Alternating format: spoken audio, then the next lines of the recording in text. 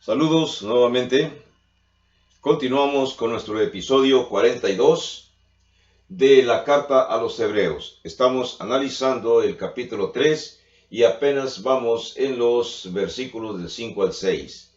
En el video anterior, el 41, quedamos viendo algunos puntos de esta sección de la palabra que aparece en el verso 1. Se lo voy a leer como aparece en la Biblia. Verso 1 dice: Por tanto, hermanos santos, participantes del llamamiento celestial. Y analizamos esa frase: los participantes del llamamiento celestial. Quedé explicando en la clase anterior acerca de cómo es que somos llamados y expliqué que la gente en el primer siglo y en esta época igualmente somos llamados a través del Evangelio. Cuando alguien nos habla, nos enseña el Evangelio es el llamamiento, es la forma, es la llamada que Dios hace actualmente y en el pasado a toda persona para que vengan y formen parte de la casa de Dios, de la casa de Cristo, de la iglesia de Cristo. Déjenme leerles en Efesios capítulo 4, en el verso 1, y les voy a leer aquí una frase que dice así, dice, capítulo 4, verso 1 de Efesios: Yo pues, preso en el Señor, os ruego que andéis como es digno de la vocación con que fuisteis llamados. Andéis como es digno de la vocación con que fuisteis llamados. El pedimento que Pablo les envía a los hebreos, a los efesios en el capítulo 4, es que toda persona que recibe el llamamiento y lo acepta, debe de vivir de acuerdo al Evangelio. Ahora, si la persona no vive de acuerdo al Evangelio, entonces está viviendo de una manera indigna. Si usted, que ya es religioso y que cree que ya obedeció el Evangelio, si usted no vive de acuerdo a las reglas del Evangelio, entonces usted está viviendo una vida indigna. Así que necesitaríamos, si usted ya es religioso, investigar qué cosa es el Evangelio y saber también cómo podemos vivir de acuerdo a lo que el Evangelio nos enseña. Así que el Evangelio vino de nuestro Señor en los cielos, y en ese sentido nosotros todos hemos recibido un llamamiento celestial.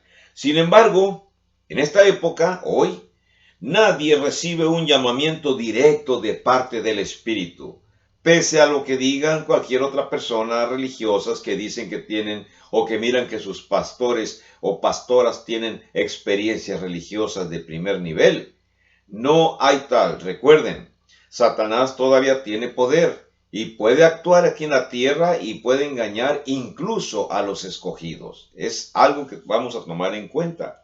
Así que nadie en la actualidad puede recibir un llamado directo del Espíritu Santo, ni del Padre, ni tampoco del Hijo de Jesús.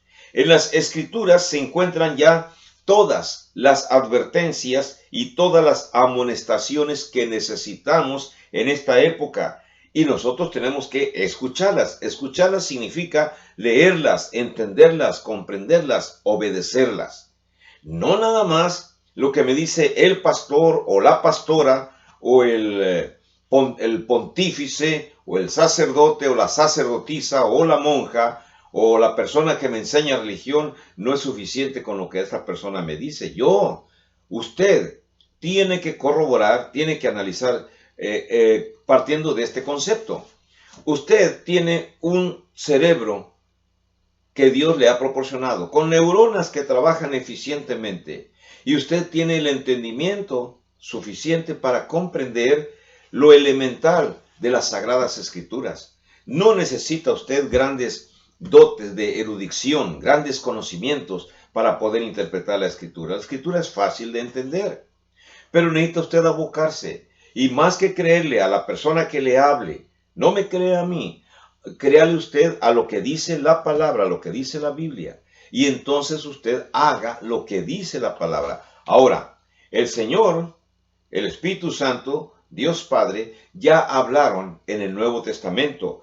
Así que en las Escrituras se encuentra ya todo lo que nosotros necesitamos y nuestro deber es escucharlas o analizarlas, estudiarlas, comprenderlas. Cuando una persona no le pone atención a la palabra, eso significa poner oído sordo al llamamiento de Dios. Y si usted no analiza la palabra, solamente repite lo que ya ha escuchado por parte de sus padres o por parte de sus pastores, usted nada más está repitiendo como un loro, como un perico. Usted tiene que analizar por sí mismo. Miren, vamos a ver aquí otro concepto que aparece en el versículo 1 del capítulo 3 de Hebreos. Dice el concepto: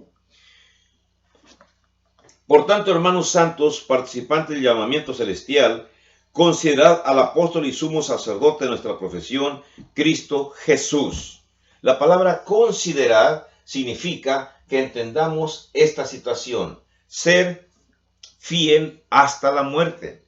Eso es importante. Considerar significa serle fiel a Jesús. Ahora bien, vamos a recordar algunos aspectos, no sé si usted ya los conozca, si no se los voy a narrar en estos momentos. Miren, era muy común en el Imperio Romano, durante los días de la persecución de los cristianos, que a los cristianos se les ofrecía liberarlos con tan solo con que dijeran o que dieran un reconocimiento sencillo. Mire usted la palabra que voy a escribir aquí. Con que escribieran ellos, con que dijeran esta palabra: Curios César. Con que dijeran esa palabra nada más, ellos podrían ser liberados de ir a la muerte cuando el Imperio Romano los estaba persiguiendo. Así que cuando ellos decían Curios César, estaban diciendo Señor César. Así que imaginémonos lo que dicen algunos personajes que han investigado más, que nos narran situaciones como esta. Una carreta iba ya camino hacia el monte donde iban a ser sacrificados gran cantidad de cristianos. Y caminando al lado de la carreta iba un sacerdote. No digo sacerdote católico ni sacerdote moderno, porque no existía todavía el catolicismo en ese primer siglo. Me refiero a un sacerdote de las potestades romanas, sacerdote de Zeus, sacerdote de Apolo, sacerdote de Afrodita. Y estos sacerdotes que tenían templos y hacían sacrificios a esos dioses paganos, iban rogándole a aquellos cristianos que iban en las carretas ya condenados a muerte, a que dijeran esa frase, que dijeran Curios César. E imagínese usted a todos aquellos que iban amontonados en la carreta, que le contestaban a aquel sacerdote: Curios Cristo. Y esa frase, decir Curios Cristo, significaba decir el Señor es Cristo. Y se negaban a reconocer al César como Señor. Así que es importante esto, porque muchos, o la mayoría, iban a responder Curios Christos, Señor es Cristo.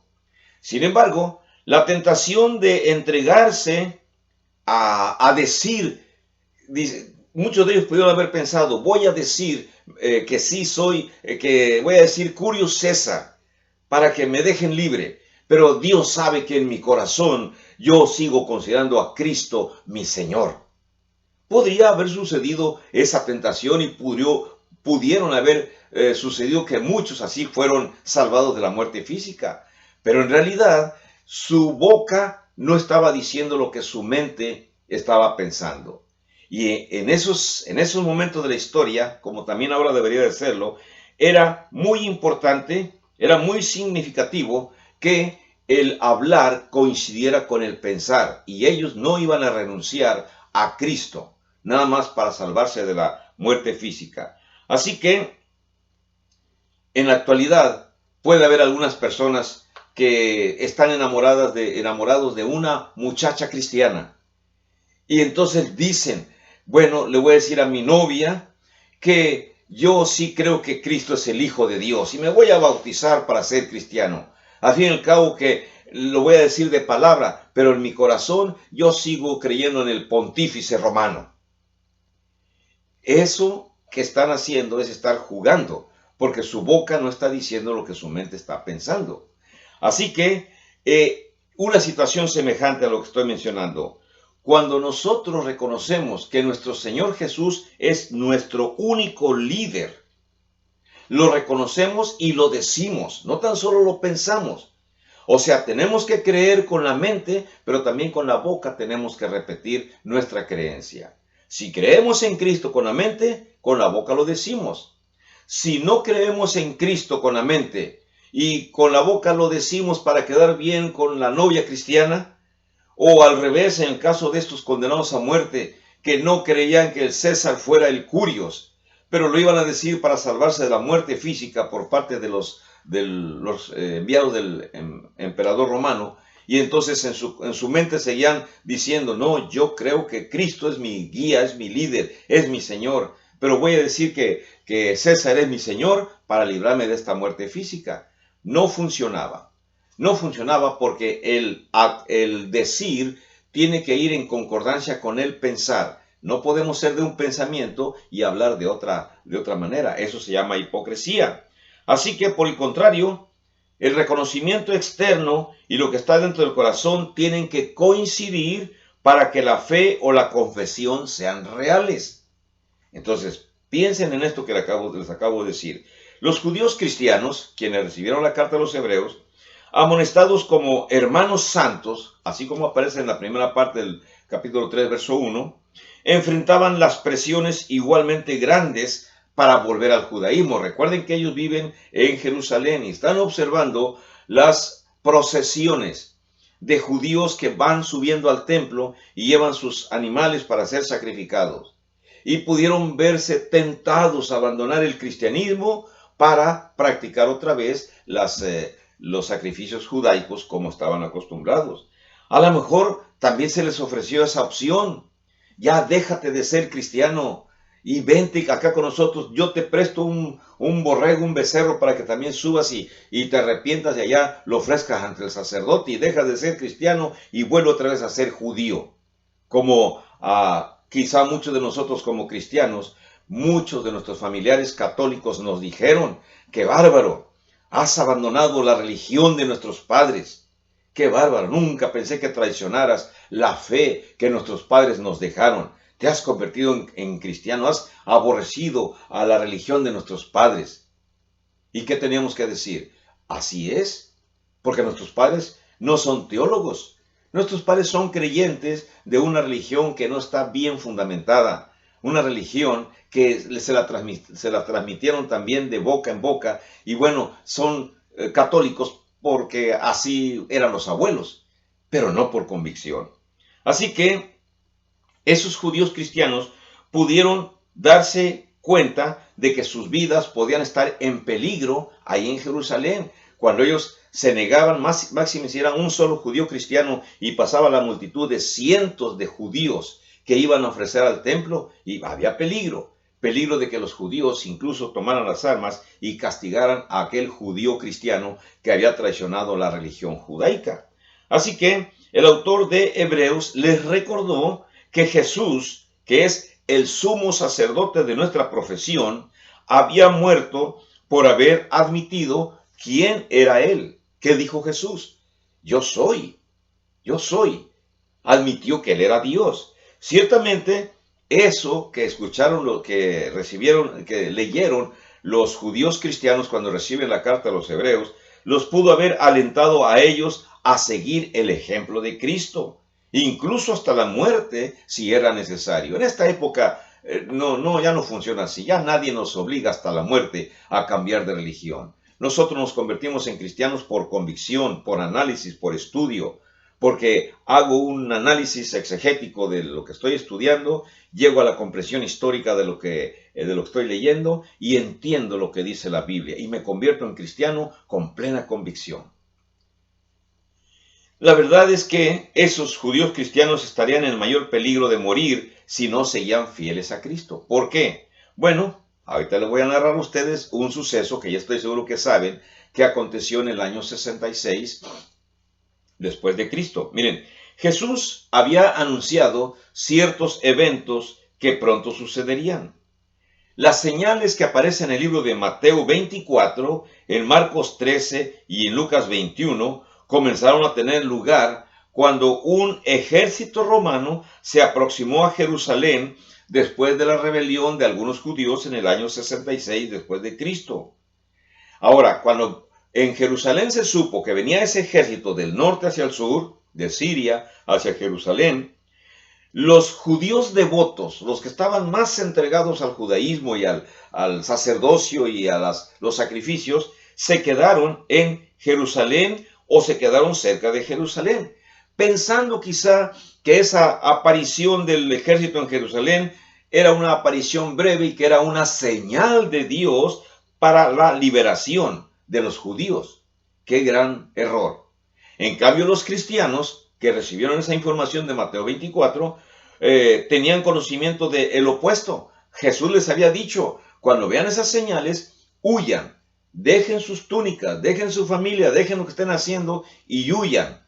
Y de acuerdo a la historia, todos los cristianos, al menos así lo leemos nosotros, todos los cristianos que estaban en Jerusalén, judíos cristianos, huyeron, cruzaron el río Jordán, huyeron hacia Pella, un poco más hacia arriba por el área donde Juan el Bautista bautizaba, un poco más hacia el norte, pero de aquel lado del río Jordán.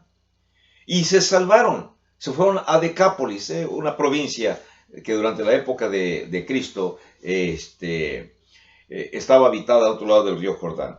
Así que ellos, como tenían conocimiento de lo que Jesús les había dicho, Jesús les dijo que por causa de los escogidos iba a suceder esta circunstancia. Vamos a ver un poco en Mateo 24, nada más el verso 22. Se lo voy a leer en estos momentos. Miren, Mateo 24, verso 22.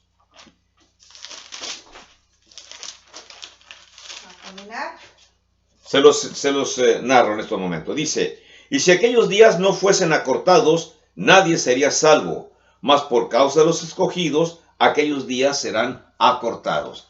Así que de esa manera entonces los cristianos entendieron aquel mensaje dado por nuestro Señor Jesucristo y huyeron hacia la ciudad de Pella. Así que la pausa que provocó ese ataque romano les dio oportunidad para escapar de la ciudad antes de que la ciudad fuera destruida. Ahora bien, las oportunidades vienen y van rápidamente.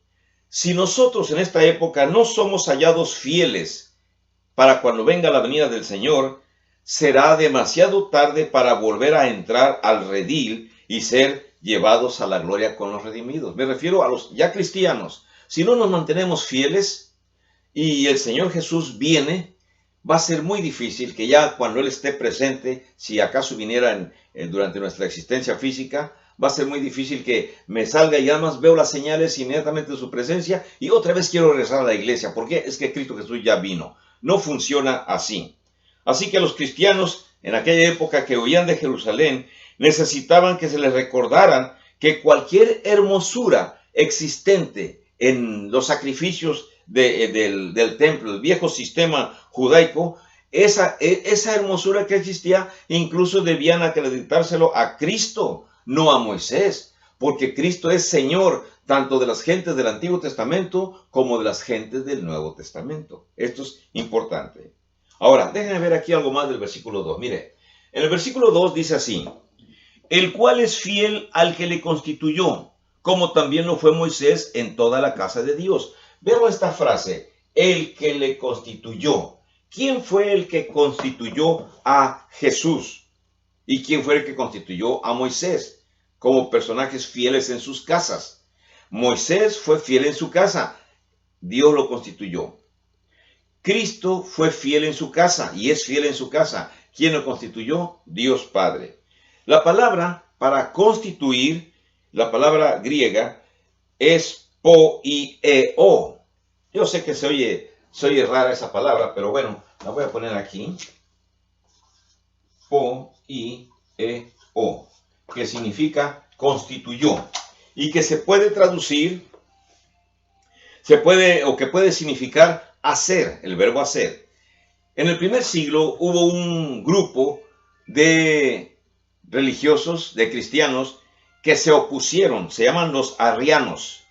es una secta que existió en el siglo IV, perdón, y que se aprovecharon de esta palabra, así como está traducida, y la tradujeron como si fuera tiempo pasado el verbo hacer, alegando que Jesús fue un ser hecho o un ser creado, y no aceptaron que fuera coexistente con el Padre, lo cual es una traducción más correcta. Comentaristas antiguos aplicaron correctamente esta declaración de que fue hecho en el aspecto humano de Cristo, porque sí, Cristo necesitaba tener un cuerpo como el de nosotros para poder experimentar la muerte en su sacrificio. Así que no se refería esa frase a su eterna deidad. Sin embargo, ustedes pueden leer el libro de Juan, capítulo 1, versos del 1 al 3. Se los voy a leer y noten ustedes cómo el escritor habla acerca de Cristo Jesús como coexistente con el Padre. Juan, capítulo 1, desde el verso 3. Y esta frase, Arriano precisamente la modificó, la cambió. Dice el texto de Juan 1:1, 1 hasta el 3, dice: en el principio era el verbo, y el verbo era con Dios, y el verbo era Dios. Este era en el principio con Dios. Todas las cosas por él fueron hechas, y sin él nada de lo que ha sido hecho fue hecho. Y en el texto de Juan, correctamente interpretado, se habla acerca de que Cristo Jesús, creador del mundo. Por supuesto, los arrianos no lo aceptaron.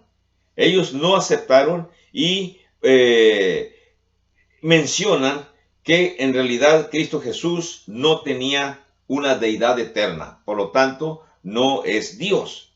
En vista de que Jesús participó en la creación de todas las cosas, como dice el verso 3 de Juan 1, obviamente él mismo no era un ser creado.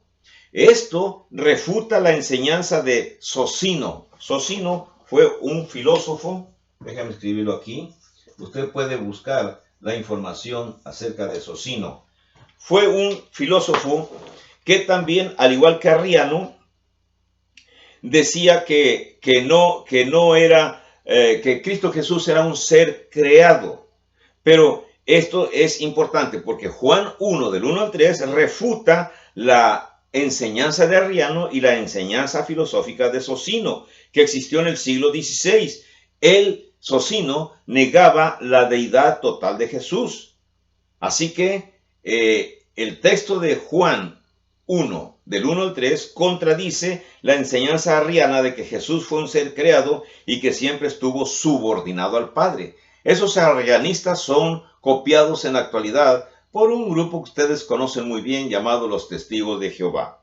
Por supuesto, se preparó un cuerpo para Cristo. De lo contrario, no podría haber muerto por nuestros pecados. Ahora, en Hebreos capítulo 10, verso 5, vamos a leer aquí Hebreos capítulo 10, verso 5, dice: por lo cual, entrando en el mundo, dice, sacrificio y ofrenda no quisiste, mas me preparaste cuerpo. Era necesario que Cristo Jesús viniera en cuerpo humano para que pudiera morir. ¿De dónde se citó esto? Se citó del Salmo 40. Voy a buscar el Salmo 40, versículos 6 al 8, y se lo voy a leer cómo se saca esta cita de este Salmo. Salmo 40, versos 6, 7 y 8. Rápidamente lo buscamos aquí. 37. Dice el Salmo 40, versos 6, 7 y 8. Sacrificio y ofrenda no te agrada, has abierto mis oídos, holocausto y expiación no has demandado. Entonces dije, he aquí vengo, en el rollo del libro está escrito de mí. El hacer tu voluntad, Dios mío, me ha agradado, y tu ley está en medio de mi corazón. Cristo Jesús era necesario que tuviera cuerpo humano para poder experimentar la muerte física en su sacrificio. El Hijo Divino nunca podía haber sido muerto por nosotros, de no haber venido a la tierra en la forma en que nosotros existimos, con un cuerpo que es mortal. Tenemos que darle gracias a Dios porque Él fue hecho en lo que somos nosotros, para que experimentara todo nuestro dolor y toda nuestra aflicción, a fin de que Él sea verdaderamente partícipe con nosotros en nuestros sufrimientos. Y en vista de que hizo eso, entonces también nosotros incluso somos participantes de su santidad. No es difícil de entender. Déjeme leerle Hebreos 2:14, donde se menciona estas ideas que acabo de hablar en estos momentos. 2:14 dice, así que, por cuanto los hijos participaron de carne y sangre, él también participó de lo mismo, para destruir por medio de la muerte al que tenía el imperio de la muerte, esto es, al diablo. O sea, hubo un propósito para que el Señor viniera en un cuerpo humano como nosotros, y no hubiera sido casi un robot. Y Dios no quiere robots, Dios quiere personas que de todo corazón, con todo su entendimiento, lo amen. Capítulo 12, de verso 10 de Hebreos, dice el texto, y aquellos ciertamente por pocos días nos disciplinaban, como a ellos les parecía, pero para lo que nos es provechoso, para que participemos de su santidad. ¿Nos puede disciplinar el Señor? Claro que sí. ¿Con qué propósito? Para que participemos de su santidad. Reciba bendiciones. Nos vemos en el siguiente video. Hasta luego.